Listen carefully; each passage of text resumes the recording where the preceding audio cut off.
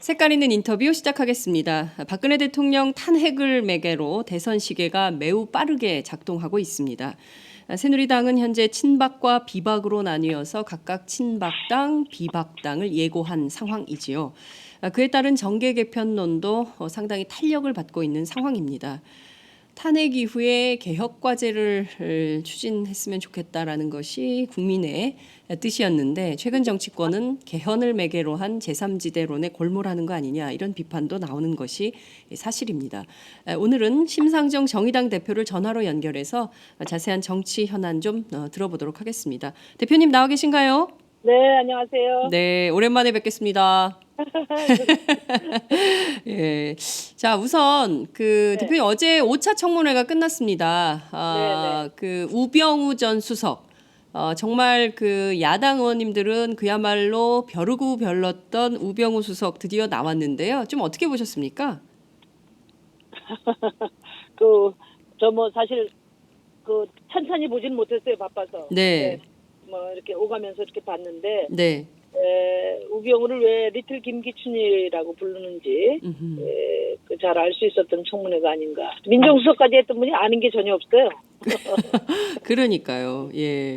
그래도 하여튼 우리 국정위원들하고 또 주식 갤러리를 위한 네티즌 수사대, 네. 네티즌 수사대들의 의혹으로 네. 의혹이 보다 또렷해졌다고 생각을 하고요. 예. 이제 특검이 제대로 수사를 해야 됩니다. 네.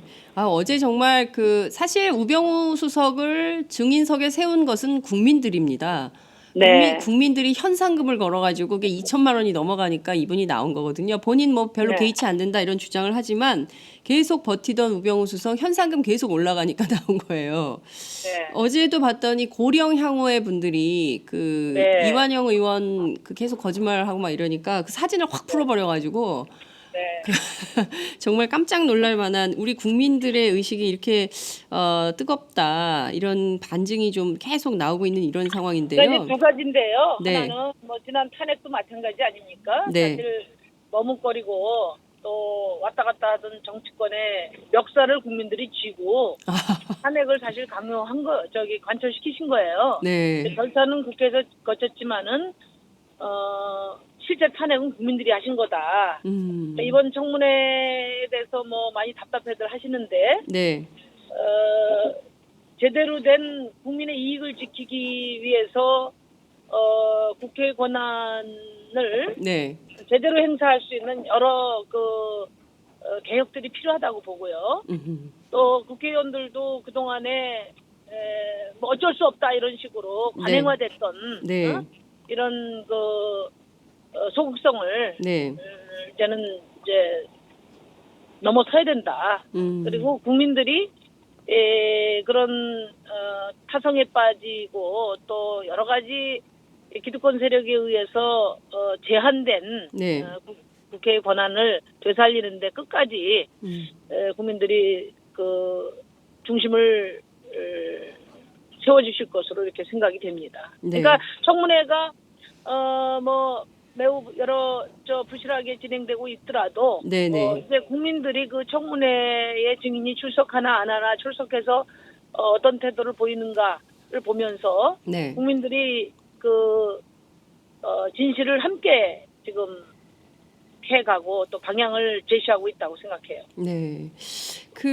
말씀하신 대로 지금 이제 지금 좀 이렇게 한번 저희가 복기를 해보면요. 지난 12월 9일 날 박근혜 대통령 탄핵을 가결을 시켰습니다. 그리고 이제 헌법재판소로 넘기고 그리고 이제 특검이 어제 그제 현판식을 하고 수사를 하고 있고 그리고 지금 어제 오늘 한국일보에서 이른바 최순실의 재산 차명 재산이 8천억인 줄 알았더니 뭐 10조 원대까지도 된다는 보도가 지금 나오고 있고 독일 검찰 전부 다 억소리가 났습니다. 그러니까요. 이게 지금 과거의 뿌리들이 이렇게 막 나오고 있는 이게 이제 한 축이라고 치면 또 다른 한 축으로는 지금 심각한 민생 현안들이 많이 있기 때문에 이 문제를 둘러싸고 국회가 좀 머리를 맞대는 모양새. 그러니까 국회와 정부가 함께 뭔가 협의체를 만드는. 저희는 이제 야3당이 똘똘 뭉쳐가지고 뭔가 개혁 과제들을 쫙쫙쫙쫙 보낼 줄 알았는데 사실상 2주간 허비한 거 아니냐 이런 비판도 있습니다. 대표님 어떻게 보세요? 그러니까 우선 이제 탄핵 소추가 끝난 것이 아니라 시작이라는 게 국민들 생각이거든요. 맞습니다. 국민들은 늘 이 광장 국민들의 요구에 대한 그 책임을 야당들에게 묻고 있습니다. 왜 여소야대를 만들어줬잖아요. 맞습니다. 니들 힘이 없어서 못한다고 하니, 소수당이라서 못한다고 하니 야당 다수당 만들어줄게 해, 이렇게 된 거예요. 네. 그렇기 때문에 탄핵 심판이 되고, 그리고 촛불 개혁을 추진하는데 야3당 공조는 더욱 공고히 협력을 해나가야 된다. 네. 이게 이제 국민의 뜻인데, 지금 뭐 국회는 이미 좀 야당들 다 경쟁 체제로 들어가서 경쟁 체제요?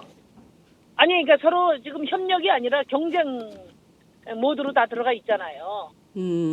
각자 대선 룰 짜고 뭐 이러면서 이렇게 됐다는 거죠. 아니 뭐 대선 룰은 또 조기 대선이 불가피하니까 짜야 되는데, 네. 노력은 해야 되는데, 야3당이 함께 국민의 과제를 실현하는데 머리를 맞대는 것보다 네.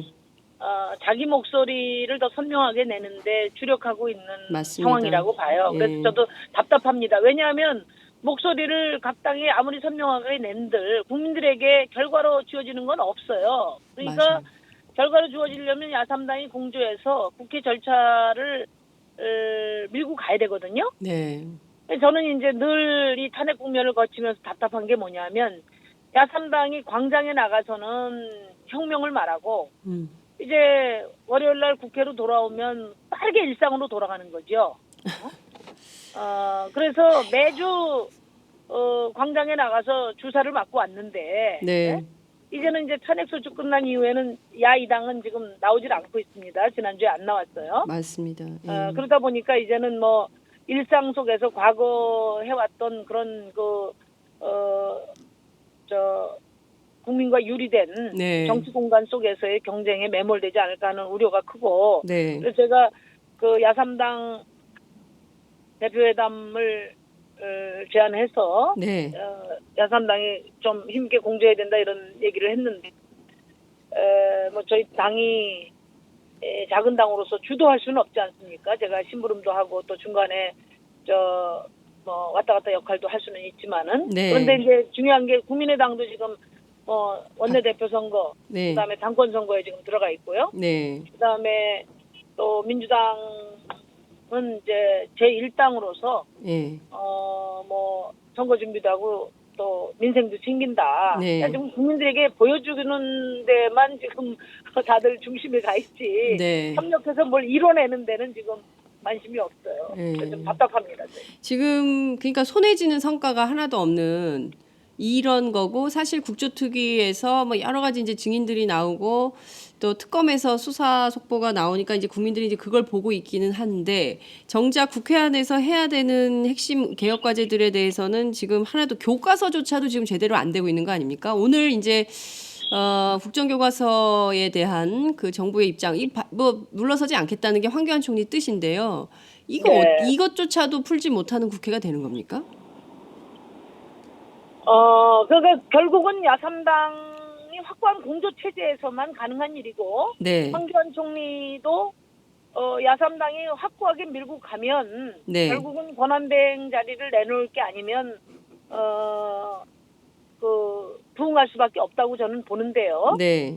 계속 야권을 갈라치기 하는 그런 태도로 지금까지 임해왔고, 어제 김동철 위원장이 네. 가서 만났지 않습니까? 네. 황교안 대행을. 예. 그래서 야당이 갈라치기 전략에 또 이렇게 협력하는. 갈라치기 전략이 통하니까. 네. 안 만난다고 그러셨잖아요, 초반부터. 정부가 긴장할 필요가 없어지는 거죠. 한 축이 무너지니까. 예. 예, 한 축이 무너지니까 황교안 총리 입장에서는 뭐 중요한 얘기할 거 있으면 국민의당 김동철 위원장이랑 얘기해서 하면 되니까, 이런 식이니까 지금 야권 공조가 제대로 안 되고 국민들이 보기에는 손에 잡히는 성과가 없고 뭐 이런 상황인 거네요. 게다가 지금 새누리당이 이제 둘로 쪼개지는 것 같아요. 다음 주부터. 네. 근데 이제 여론조사를 했더니 비박신당이 지지율 2위를 했습니다. 네. 이 현상은 좀 대표님 어떻게 보십니까? 저는 이제 그동안에 박근혜 대통령 탄핵에 대해서는 네. 국민의 절대 다수가 뜻을 같이 했지만 네. 대통령 탄핵의 뜻을 같이 했다고 해서 야당 지지가 확대됐다든지 네. 또 야당에 대한 신뢰가 더 높아진 것은 아니다. 그 그렇습니다. 점을 우리가 잘 봐야 된다는 얘기를 여러 차례 했어요. 네. 오히려 그동안에 그 새누리당 지지자들로서는 네. 그런 극단적인 친박 세력들이 배제되고 네. 좀 온건한 그 개혁신당, 개혁보수신당이 만들어졌으면 좋겠다는 기대가 저는 그 지지율로 모아지고 있는 것이라고 봅니다. 근데 여기서 우리가 분명히 해야 될 것은 뭐냐면 예. 지금 비박신당이라는 것이 네. 친박하고 갈라섰다고 해서 박근혜 게이트의 공범자인 새누리당의 원죄 네. 이 책임을 모면하는 것은 아니다. 이 점을 우리가 좀 분명히 봐야 됩니다. 예를 들어서 김무성 의원 같은 경우는 네. 박근혜 대통령 만드는데 1등 공신 아니에요? 그렇습니다. 선대위원장 맡았었고 네. 그 이후에 당대표를 맡아서 예. 충성스럽게 지금 국정농단을 뒷받침해왔던 책임 당사자 중에 한 사람입니다. 국민 앞에 죄송하다, 송구하다, 머리 숙인다 말로 지금 될 일이 아니거든요. 네. 새누리당이 그 누구 하나도 정계 은퇴한 사람이 없고 의원직 사퇴한 사람도 없어요. 아무도 지금 책임 안 지고 말로만 지금 하고 있는 겁니다. 그래서 정말 신당이 진정으로 건전한 보수 세력으로 네. 거듭나기 위해서는 우선 새누리당의 공동 책임자로서 어떻게 책임질 것이냐. 네. 그리고 박근혜 정부가 추진했던 비정상적인 여러 정책들, 네. 이 정책들에 대한 입장을 어떻게 제시할 거냐. 네. 그리고 앞으로 비전과 네. 노선을 어떻게 제시할 거냐. 이런 것들이 정확히 평가돼야 된다고 봅니다. 그리고 김무성 의원 같은 분은 정계 은퇴를 선언해야 돼요. 김무성은 정계 은퇴를 선언해야 된다. 왜 그렇게 보세요? 네, 책임져라. 아니, 예. 박근혜 대통령과 새누리당을 공범이라고 하는 이유는 첫째, 네. 함량 미달의 대통령을 만들었고요. 네. 두 번째는 지난 3년 반 동안 그 박근혜 최순실 게이트를 철저하게 뒷받침해 왔고요. 네. 그다음에 그 범죄 사실을 은폐하고 방어하는데 네. 온 힘을 기울인 게 새누리당이란 말이죠. 네. 그 중에서도 김무성 대표는 지금은 비박 진영에 있지만은 선대위원장으로서 박근혜 대통령 당선시키는데 1등 공신이었고, 네. 그리고 당 대표를 하면서 네. 공모해 온 것이죠. 그렇기 때문에 단순히 립서비스 사과 갖고는 안 된다고 봅니다. 정계 은퇴 선언 같은 걸 통해서 정말 지금 비박신당이 처절하게 성철하고 네. 새로운 보수신당으로서의 길을 열어 가는 것이 네. 저는 국민들의 신뢰를 얻을 수 있는 방법이다 이렇게 생각합니다. 보수신당 당대표 하실 것 같다는 전망이 나오는데요. 네? 그 김무성 대표가 보수신당 당대표 할 가능성이 높다는 전망이 나오고 있는데요. 지금 비박신당에 대해서 국민들이 지지하는 것은 그만큼 보수 정치를 지지하는 국민들이 많기 때문에 새누리당 지지자 중에 네. 그 일부가 지금 지지를 이전해 온 것이라고 보고요. 진정으로 이 비박신당이 국민들로부터 보수 세력으로서 인정받으려면 아까 말씀드린 것처럼 네. 박근혜 대통령 공범자로서의 책임을 어떻게 질 것이냐 이것부터 시작해야 된다고 봐요. 그렇군요. 책임지는 정치부터 먼저 시작해라. 그런 다음에 그렇죠. 스스로 책임지면서 네. 그 책임지는 방식은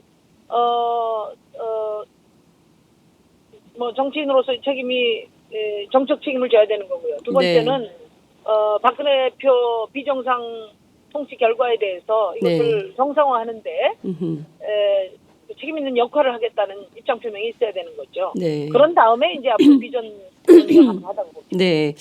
자, 지금 그 다음 주 화요일 날 이제 35명이 나와서 창당을 하게 되면 원내는 4개 정당이 되고 대한민국엔 지금 5개 정당이 있는 게 됩니다. 저희도 원내 정당입니다. 원내 5개가 있습니다. 네, 원내 5개 정당이 됩니다. 네. 이제 교섭단체, 정당입니다. 예, 그 교섭단체 때문에 이제 그런 건데요. 여하튼 5개 정당 시대가 이제 열리는데 이게 그러면 이제 그야말로 다당제가 되는 것이냐 아니면 이것이 개헌을 매개로 해서 다시 이합집산을 통해서 또 이렇게 좀 그 정계 개편이 있을 것이냐 뭐 이런저런 전망들이 좀 나오는데요. 대표님께서는 어떻게 전망하고 계세요? 우선 이제 첫째로는 네. 87년 그 민주화 이후에 네. 민주화 이후 체제에 걸맞는 원건 다당제로 치러지는 첫 번째 대선이 될 거라고 보고요. 그런데 왜냐하면은 우리가 민주화는 했지만은 네. 독재의 뿌리를 둔 극우 반공 정권 그러니까 세력이 대한민국 사회를 민주화에 계속 주도를 해왔기 때문에 네. 민주 대 반민주 프레임이 계속 작동해 온 거예요. 그런데 맞습니다. 예. 이번에 독재에 기반한 극우 세력, 이른바 친박 세력을 네. 국민들이 네. 퇴출시킨 거 아닙니까? 네. 뭐 완전히 퇴출되지 않았다 하더라도 네. 주변화시킨 거예요. 예. 그래서 내년 대선에는 네. 이제 그 민주화 체제에 맞지 않은 이 극단적인 극우 세력은 우리가 퇴출시켜 줄 테니 네. 니들은 세계에서 가장 불평등하고 가장 아이를 낳지 않고 네. 그리고 가장 이 고학력자인 청년들이 헬조선을 말하는 이 대한민국을 어떻게 개혁할 건지 정책 내놓고 경쟁해봐라. 네. 이게 국민들의 뜻이라고 봅니다. 네. 그런데 이 체제가 앞으로 어떻게 갈 것인가 하는 것은 네. 이제 결국은 권력 구조가 그동안에 규정해 온 거예요. 네. 제왕적 대통령제가 결국은 양당 체제로 다시 예. 온건 다당제의 어떤 협력 체제로 가는 것을 방해하고 네.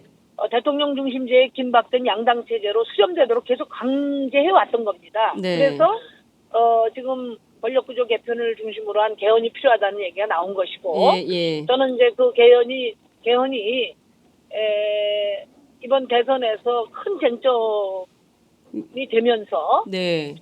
개헌 국면에서 각 후보들이 앞다투어서 내놓은 정치개혁 개헌 의제들이 국민적 공감대를 얻는 수준만큼 대선 이후에 개헌이 이루어질 것으로 이렇게 봅니다. 네. 그에 따라서 이제 이 정당 체제의 변화가 네. 가늠이 될 수 있을 것 같아요. 예. 그럼 대표님께서는 지금 상황으로면 5개 정당이 모두 대선 후보를 내고 경쟁하는 시스템으로 갈 거다. 이렇게 보시고 이 대선 이후에 개헌 논의가 될 수밖에 없다. 그러니까 대선 전에는 개헌하기 어렵다. 이런 입장이신 거죠?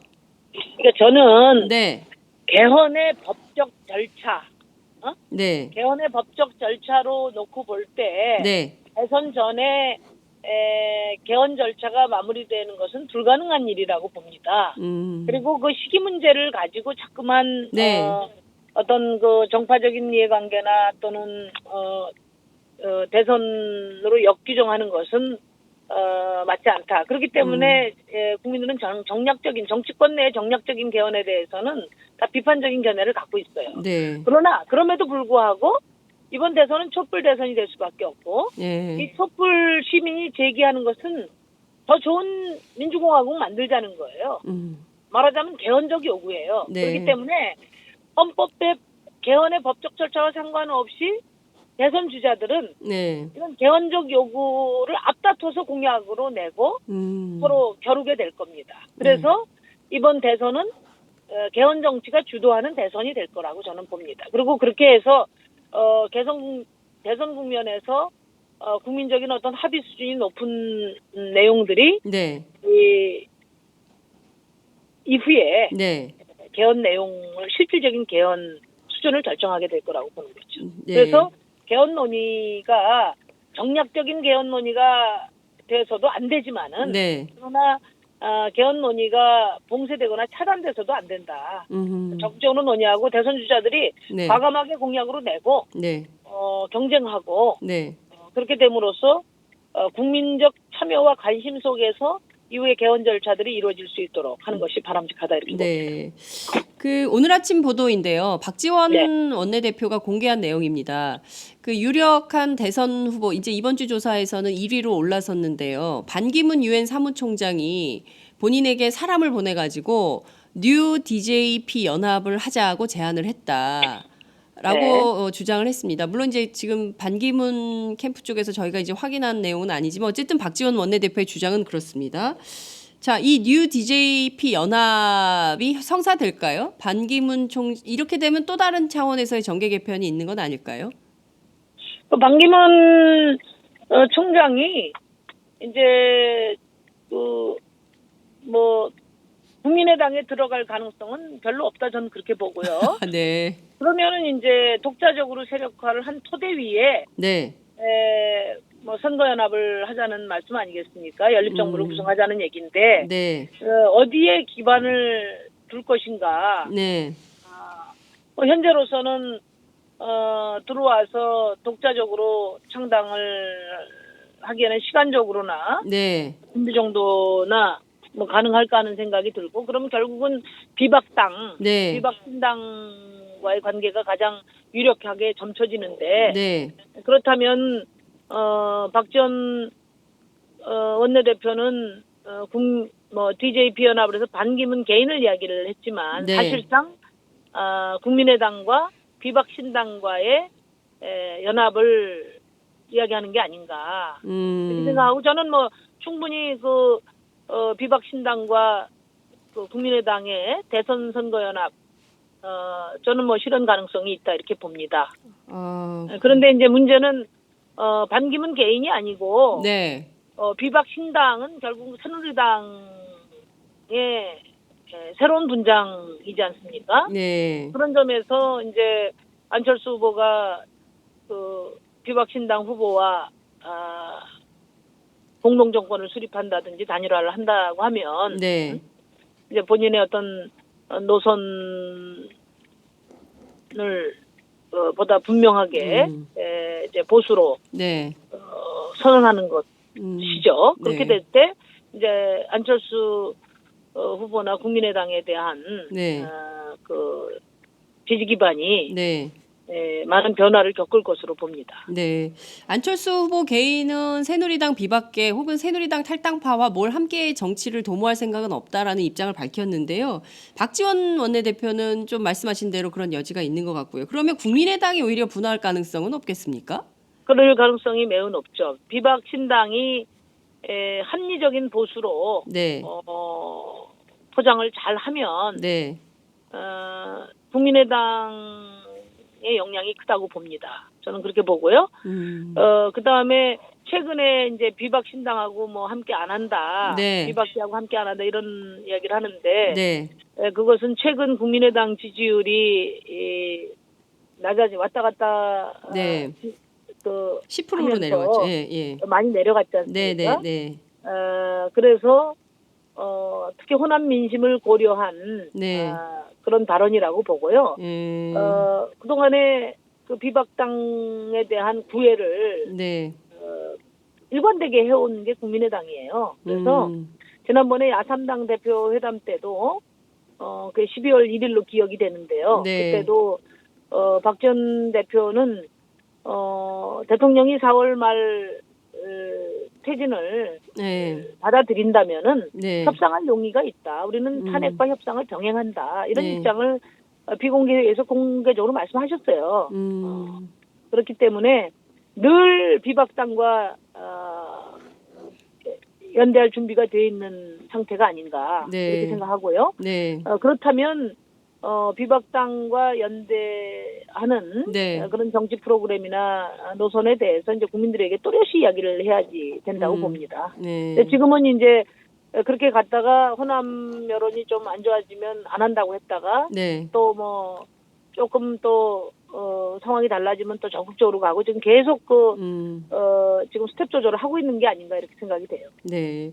의원님께서 아니 대표님께서는 그 비박당이 아무리 분치를 한들 그들은 뿌리는 새누리당이다. 그러니까 새누리당 출신들이라는 것을 잊으면 안 된다 이런 말씀 주셨는데요. 지금 그 야권 지지자들이 제일 많이 하는 이야기 중에 하나가 87년 6월 항쟁 그러니까 지금으로부터 정확히 29년 전에 광장에서 이기고 대선에서 야권이 분열해가지고 졌다. 결국 그 역사가 지금까지 온전되어 온 거 아니냐. 이번에는 그렇게는 안 되겠다. 이제 이런 그 국민적 분노가 있는 것인데요. 지금 이런 식으로 간다면 그럴싸하게 비박계가 새로운 보수 정당의 틀을 갖추고 거기에 국민의당이 뭐 합류를 하고 이렇게 되면 제2의 또 새누리당 비슷한 정당이 집권하게 되는 이런 상황은 없겠습니까?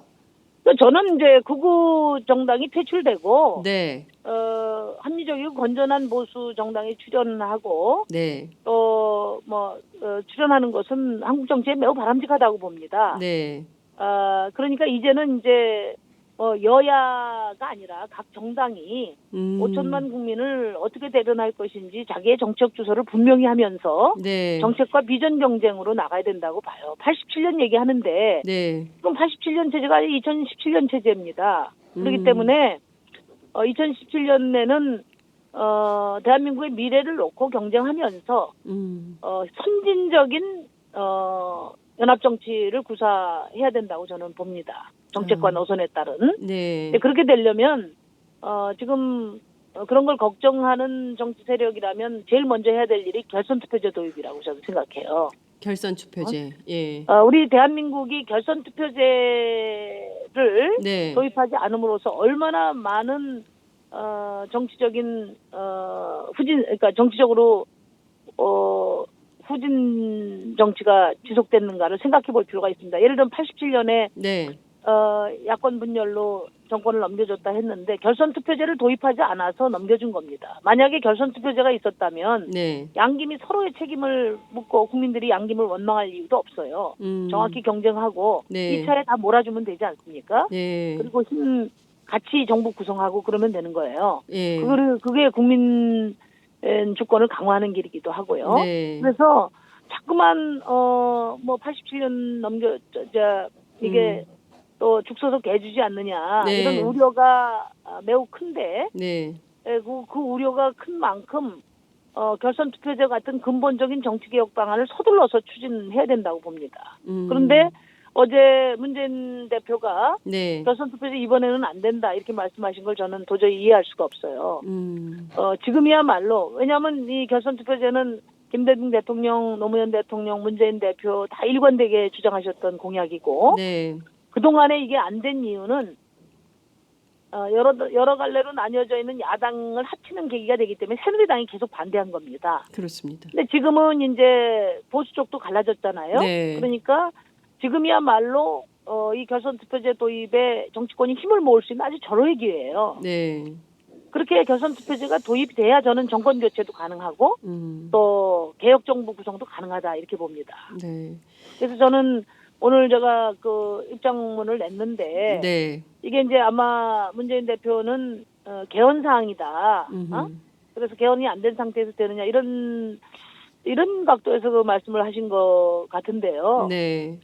개헌 사항이라는 것은 해석의 문제지 어떤 뭐 헌법에 결선 투표제를 규정하고 있는 이게 개헌을 해야 된다는 얘기는 없어요. 그렇기 때문에 정치권에서 합의하면 네.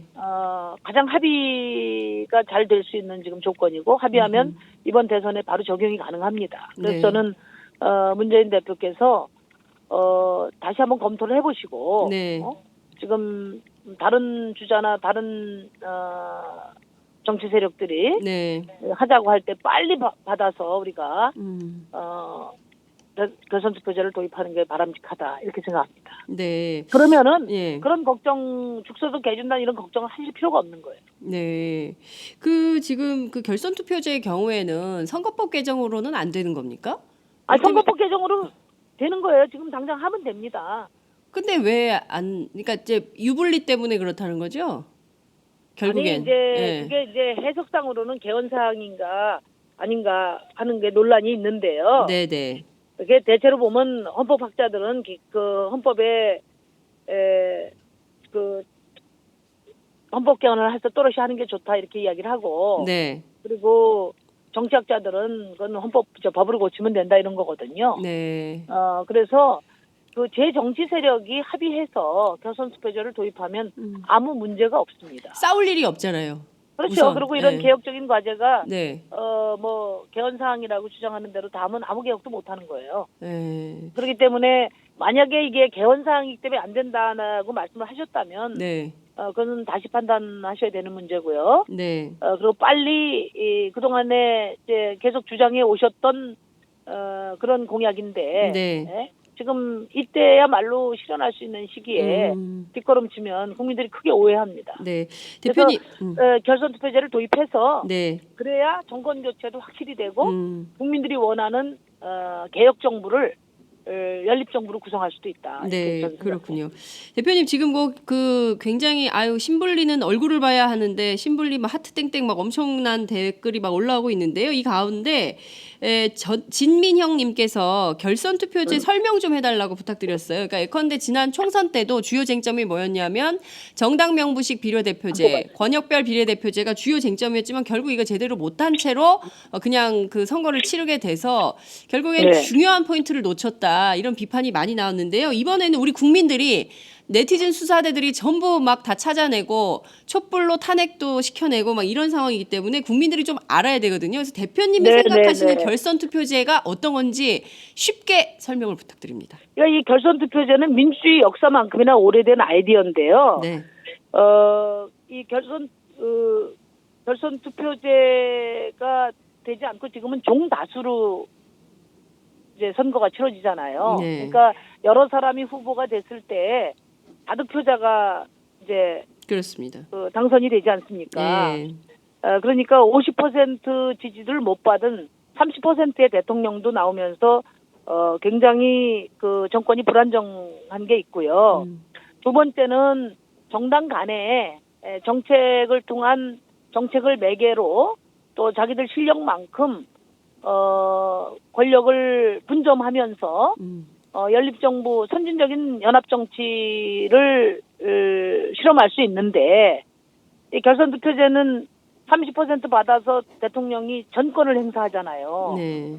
그러니까 30% 대통령이 100%의 권력을 행사하다 보니까 네. 정치가 아까도 말씀드린 것처럼 극단적인 양당 대결 정치가 계속돼 왔다는 거죠. 그래서 그렇게 되다 보니까 이제 야권 같은 경우에는 정당이 나뉘어져 있을 때 소수 정당 같은 경우는 최악을 막기 위해서 뭐 후보 단일화가 강요된다든지 네. 또는 뭐 후보 출마에 대해서 자제하라든지 이런 이제 그런 압력들이 많이 있었잖아요, 그동안에. 네네. 그러다 보면 이제 새로운 어떤 정치 세력의 성장이 어렵죠. 예를 들어서 이번에 결선 투표제가 도입되면 이런 것 같습니다. 제가 볼 때 광장의 우리 시민들의 요구는 네. 정권 교체 확실히 해라. 네. 그런데 단순히 정권 교체만 해서는 안 되다. 확실하게 개혁을 주도하는 개혁 정부 되라 이거거든요. 그렇습니다. 그러면 우리 이제 정의당 같은 경우는 소수당이니까 정의당이 이번에 집권을 하겠다. 네. 이렇게까지는 목표가 멀지 않습니까? 네. 그렇지만 우리 결선 투표제가 도입이 되면 우리 정의당이 단독 집권은 하기 어렵지만 네. 정권 교체를 하면서도 개혁 정부를 만드는데 우리 정의당의 역할이 매우 크다. 국민들이 인정할 것 같아요. 네. 그래서 정의당의 지지율만큼 네. 다음 정부는 정의당의 지지율만큼 개혁 정부가 될 수 있다. 이렇게 이야기하면 저는 국민들이 정의당에 대한 지지를 많이 할 거라고 저는 보고요. 네. 그렇게 되면 보다 그동안에 뭐 정치 누가 되든 뭐 우리 삶하고 아무 상관없어 이렇게 생각한 분들도 네. 아 그래? 정권 교체도 되고 또 실질적인 어떤 개혁도 제대로 될 것 같다면 많은 분들이 투표하러 나오지 않겠어요? 네. 그리고 정권 교체에 더 힘을 보탤 거고 그리고 우리 삶을 바꾸는 그런 개혁도 충분히 가능하지 않을까 이런 기대도 만들어낼 수 있다고 봅니다. 네, 말씀하신 대로 과반의 득표를 못했을 경우에 최종으로 남은 후보 둘이 다시 투표를 다시 이제 또 한 번 하는 거죠. 그래서 최종적으로 되는 후보가 대통령이 되는 이런 시스템인데 실제로 이게 뭐 채택하고 있는 나라가 굉장히 많이 있기 때문에요. 이 결선 투표는 어찌됐든 뭐 여러 가지 정치적 분란이나 혼란을 막고 오히려 깨끗하게 결과에 승복할 수 있게 만드는 정치 시스템이다. 이런 그렇죠. 말씀을 이제 결선 투표제가 어떤 식으로 되느냐 하는 거는 네. 다수가 해서 최다 득표자 2명이 아니 네. 그러니까 1, 2위가 그렇소. 최종 결선을 하는 거고 예. 그러면은 1, 2위에 들지 못한 다른 후보군들이 네. 정책과 비전을 가지고 네. 선거 연합을 할 수 있는 거죠. 그러니까요. 예. 국민들의 힘으로. 그래서 네. 그동안에 정치권의 무언직한 합종 연행이라든지 네. 뭐 임시 변동으로 후보 간의 단일화 같은 네. 이런 것을 방지하면서 네. 정책과 노선 그리고 권력 분점을 통한 연합 정치를 가능하게 하는 제도인 거죠. 네, 알겠습니다. 김영미님께서 심 대표님 대선 출마를 언제 하십니까? 이런 아니 그 대선 출마 늦지 않게 결정하시겠다고 하셨어요. 말씀을 좀 해주셔야 될 것 같아요. 저희가 이제 고민이 매우 큽니다. 결선 투표제가 도입이 되면은 네, 제가 과감하게 네, 내년 대선 정권 교체도 하고 네, 우리가 현재 정치 역량으로 꾸릴 수 있는 가장 개혁적인 정부를 만드는데 네. 혼신의 힘을 다할 생각입니다. 그러니까 우리 그 애청자 여러분께서 지금 화면으로도 나가고 있나요? 네, 아니죠? 그럼요. 화면으로도 나가고 있습니다. 나가고 예. 있습니다. 그러면 네, 시청자 여러분께서 예, 결선 투표제에 힘을 좀 모아주시기 바랍니다. 예. 그러면 아마 멋진 정권 교체 가능할 겁니다. 알겠습니다. 그러니까 지금 중요한 건 지금 대한민국이 혁명적인 상황이라는 것이고요. 특히 이 정치 혁명적 상황이 끝내는 개혁 정부로 모든 국민들이 지금 이렇게 세계에서 제일 불평등하고 헬조선이라고 불리는 이 나라를 어떻게 하면 천국같이는 못 만든다 하더라도 최소한 그 유럽 사람들이 누리는 정도의 보편적인 민주주의와 경제 활동 수준을 유지할 수 있는지가 중요한 쟁점인 것 같습니다. 대표님 끝으로 한 말씀 부탁드릴게요. 제가 지금 무슨 행사 중에 네. 잠깐 나와가지고 인터뷰를 하다 보니까 네. 이게 좀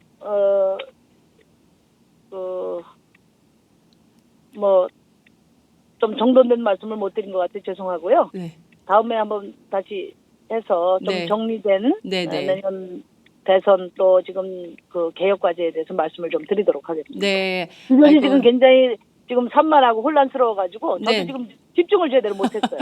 네, 그러니까요. 대표님 그 스튜디오에 나오셔가지고 그 알찬 말씀 늘 해주셔서 아니 지금도 뭐 잘 정리됐습니다. 정말 말씀 잘 들었고요. 조만간 다시 한번 정말 출연해 주셔서 이 개헌 문제가 다시 또 블랙홀이 될 것 같아서 네, 제가 충분히 우리 오마이뉴스 시청자들과 함께 대화를 나누고 싶습니다. 네. 이제 개헌 문제라든지 내년 대선 문제와 관련해서 저는 논점이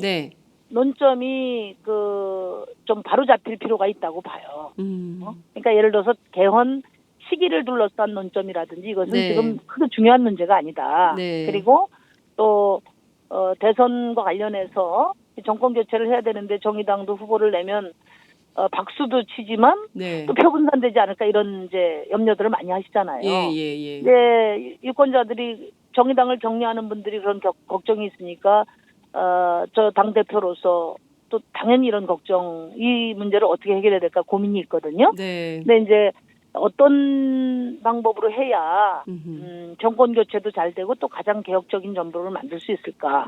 이것은 결선 투표제 도입 같은 제도 보완이 안 되면 어렵다. 이게 되면 저는 굉장히 멋있게 우리 유권자들의 뜻에 부합할 수 있지 않을까 이런 생각을 합니다. 그래서 네. 이런 얘기들을 다음 기회에 한번 더 말씀 나눌게요. 네, 오늘 말씀 여기까지 듣겠습니다. 고맙습니다. 네, 감사합니다. 네, 지금까지 정의당 심상정 대표와 함께했습니다.